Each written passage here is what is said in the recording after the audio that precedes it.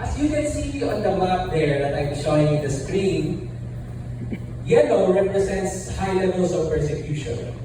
Orange represents very high levels of persecution, and red, extreme levels of persecution. You see the map there, you see all of the Middle Asian countries. Red in India, Pakistan, Afghanistan, Iran, Syria, and especially North Korea, which is the #1 most persecuted country in the world. Persecuted in terms of how many Christians are killed, or in terms of the death threats, in terms of the physical persecution being experienced by people around. So you see, daming orange at daming red. Zoom in natin dito. What can you see here?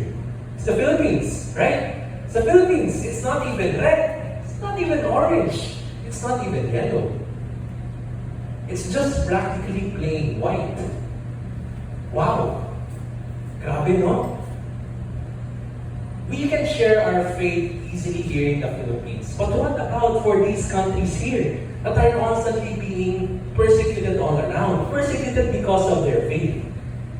That's why our first main point for today, as we discover, alright, before that, our first main point for today is about fervently praying. But we need to discover that in Acts chapter 12. As we read together, but while Peter was in prison, the church prayed very earnestly for him.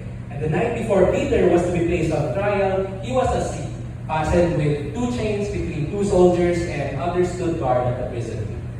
Zoom in natin dito sa naka-green na text. The church prayed earnestly for him. If we translate earnestly, earnestly means fervently or passionately in the Greek language. And that's my first point for today. Pray fervently with urgency. Why is there the presence of urgency? If we look back at the different maps, we see this urgency. We see the people being persecuted here. But when we see that urgency, makikita natin na why do we need to pray for them? Right? Yun yung gusto kong i-take natin sa ngayon. Ang question na, bakit kailangan natin sila i-pray? So let's see in the previous verses, no? When we tackled before about Acts chapter 12, verses 5 to 6, we see that Peter was in prison, right? Pero we need to ask ourselves, why was Peter in prison? So this is the context that we would like to establish. So in Acts chapter 12, verses 1 to 6, we see that about that time, King Herod Agrippa began to persecute some believers in the church. He had Apostle James, John's brother, killed with a sword. When Herod saw how much this pleased the Jewish people, he also arrested Peter. This took place during the Passover celebration. Then he imprisoned him, placing him under the guard of 4 squads of 4 soldiers each. Herod intended to bring Peter out for public trial after the Passover, and then we see verses 5 to 6. But while Peter was in prison, the church prayed very earnestly for him. We see that Peter was arrested because of his faith. James was killed because of his faith. And now, I would like to ask, now we've answered yung bakit si Peter nandyan sa prison. I would like to ask you, who was Peter to the church? Sino si Peter? I would like to believe that when we see of Peter's life and how the church was actually really praying for him, I would like to think that Peter was maybe a leader. Peter was maybe a pastor. Peter was maybe a church elder, church goer, or even a church member. But all I know is that Peter had a direct relationship with the church. Kaya pinag-pray yung church sa kanya. But I would like to highlight on these few points. When we fervently pray with urgency, we pray for the leaders of the church and the nation. We pray for the campus missionaries, we pray for the church leaders, we pray for the youth leaders, the youth coordinators, and we also pray for the president, the vice president, the Senate, Congress, dahil natin yung lahat din ng mga people under those sectors. Why? Why do we need to pray? This is now the urgency of bakit natin kailangan ipag-pray yung leaders ng church, because they are being persecuted. Tayo dito sa Pilipinas, we're blessed that we can share our faith freely, we can share our faith openly, without even actually being attacked by other people. But I would like to share to you a perspective that I have known about. I have this friend. He is from Pakistan. Pakistan is the number 7 most persecuted church in the world. Grabe, number 7. Imagine that one. Imagine the graph kanina that I showed. Those graphs, number 7 is extreme. It's red. And I have a friend. He's already 4th generation Christian. His great-great-grandfather accepted Jesus as his Lord and Savior, and now he's also a pastor there in their local church in Pakistan. So when I asked him how is the situation of the country, he just simply told me this. There were many churches that are being burned down, pastors just being binubugbog sila. He even showed me a video na binubugbog yung isang pastor, live, nakadugo, grabe. Nanginginig talaga ako. It was such a bloody thing that happened in Pakistan that when I even asked him, how was he during that state? Because he was already a pastor when all of those things happened already. I asked him what happened. He just simply told me that he received death threats. Physical persecution and death threats are different. I would differentiate that later. But he received death threats. One of the radicals called him and he told him that, I know where your family lives. I know that you're riding in a motorbike. I know that you're going to this place at this time in this morning. And I would find you and I would kill you. Oh, grabe. That lasted for a whole month. Imagine the mental distress that pastor had to go through. But when I asked him also, he also told me that it's different. What he faced is not the worst. Grabe, it's not yet the worst. Yes, it's not yet the worst. The worst thing that happened was his friend's brother, who was called also by the radical, just sabi lang nila na gusto lang nila lumabas and to see that person. And when his friend's brother went out of his house, umahanda yung mga baril. He was not just only shot once, not just only shot twice, not only even 3 times, but he was shot a full round of bullets. And their family actually fled to Paris because of that one, because they were scared. But when I asked him this question, so what now? He's now in the Philippines, he's studying IGSL in the Bible school, and he even told me this, Martin, I want to go back to Pakistan. What? You want to go back to Pakistan? To that place where the church is being persecuted? And yes. Because I want to honor what God called me to do. I'm a Pakistani and I want to minister the gospel to other people so that other Muslims, other people, other religion may get to know God. Grabe, no? You really have that heart to be able to share the gospel to other people. And when you see about that one, there are actually some good news, hindi lang puro bad news. When we see that good news that other people get to hear the gospel, all the more that we need to have the urgency to be able to pray for them. As we discover that one again in Acts chapter 12, let me begin with the story in Acts chapter 12. After the church praying for Peter, what happened to Peter? So, verse 7, it says that suddenly an angel of the Lord appeared and shone in the cell. He struck Peter on the side and woke him up. And he's like, quick! Get up, he said, and the chains fell off of Peter's wrists. Then the angel said to him, put on your clothes and sandals, and Peter did so. Wrap your cloak around you and follow me, the angel told him. Peter followed him out of a prison, but he had no idea that what the angel was doing was really happening. He was seeing a vision. Akala niya, nakikita niya ng isang vision. They passed the first and second guards and came to the iron gate leading to the city. It opened for them by itself and they went through it. And when they had walked the length of one street, suddenly the angel left them.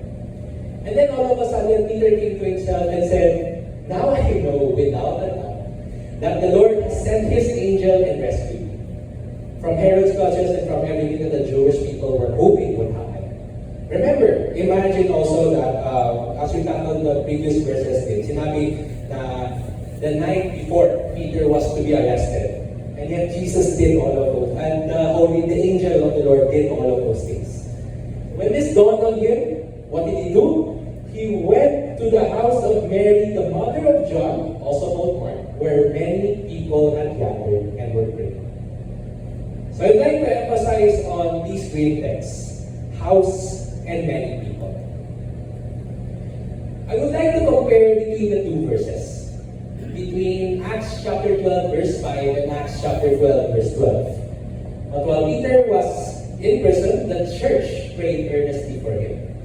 Sinabi sa verse 12, where many people were gathered and were praying. Can you guys see the comparison at the church? Unang ginamit sa verse 5 is church. Pero pag transition sa verse 12, sinabi dito na many people. So I'd like to highlight that the church is not just a place where you can pray, where you can fellowship with young believers. The church is not just a place, it's not just a location. The church is you. It's all of us. As sinabi sa 1 Corinthians chapter 16 verse 9, nabi na, it's also in 1 Corinthians. But it's the temple of the Holy Spirit. You are the temple of the Holy Spirit that dwells in you. So that arrives me to my second main point. Wherever you are, you pray. One of the Elementary Ateneo's campus coordinator natin, Kuya Jethro, he told me this. The most productive time is the time that one spends in prayer. It's the time that one spends on his knees. It doesn't matter how many ministries you have, how many events you have. What matters is the time that you spend on your prayer. So do we spend our time really praying to God? When you see also in Acts chapter 12 verse 12, when this dawned on him, he went to the house of Mary, the mother of John, also called Mark, where many people had gathered and also were praying. I would like to share to you a story about one of my friends, Ate. When me and Gio were in Starbucks, Katipunan, I had this friend, he texted me, he said he was going through a lot of things. He couldn't share to me the extent, the burden of that pain that he was experiencing. So he just shouted me all of those things, and I just told him that, okay, I'll find a place, and I want to call. I'll pray for you. So I called him, I prayed for him, and then we said our goodbyes. So a few days later, he chatted me again, and he told me that, Mark, alam mo, I've never felt that great peace in a long time. Grabe. He said that the Lord has been so good to him that he hasn't even thought about yung kanyang struggle, yung kanyang pain na naranasan niya. Grabe, praise God. And also, so which arrives me also to my third main point. You invite people to pray. When you already have this urgency to pray, that when you need to pray fervently with urgency, that when we need to also pray wherever you are, we also need to invite people to pray. Matthew chapter 18 verse 20 tells us that when 2 or 3 are gathered in my name, there I am in the midst of them. We pray because it's glorifying to God. We pray because we want to surrender to God our desires. And as we look back to all of those things na nangyayari, we see that after we read a few verses later, in verse 5, verse 12, verse 24. So verse 5 tells us that the church prayed very earnestly for him. Verse 12 tells us that many were gathered and were praying. And then verse 24 is the conclusion of what those people prayed for. That meanwhile, the word of God continued to spread, and there were many new believers. Ladies and gentlemen, we pray because so that Jesus may be known to others. We pray because we want to entrust to God our leaders. Our leaders are essential because they are the ones who mold yung church natin, who mold yung nation natin. And we pray to remain aligned with God's sovereign will. And I would like to share to you a story before I end about the conclusion statement about what that Pakistani national told me. He told me simply one thing. If you see that previous verses in the context that Apostle James was killed and Peter was saved, but the church prayed for both of them. But yet Peter was saved and James was killed. Why? Bakit no? It's a deep thing that we want to address also. And with prayer and fasting, I pray that your prayers will also answer. Maybe some prayers might not be answered. Maybe some prayers might be answered in God's time. Because when we see of God's sovereign will, we pray. Why do we pray? Because we pray because we want to submit to God our prayers. Because we pray in humble submission to God's sovereign will. Nasabi natin na, Lord, to you, Lord, I pray that you may continue to heal this person and this person. But we tend to forget to say that, Lord, if it's your will be done. Nasabi palagi na sa Romans chapter 8 verse 28 that for God causes all things to work together for good to those who love Him, and to those who continue to seek Him and continue to seek His purpose. As we end this prayer and fasting, I pray that it's been a prayerful time for each and every one of you. And so we would, if ever you guys want to live an undefeated, a victorious prayer life, continue to pray fervently for the church leaders, the nation leaders. Continue to pray wherever you are. Continue to pray and invite people to pray, because we love them. Because we want other people to also know Jesus. Right? And that's it for Undefeated, having a victorious prayer life.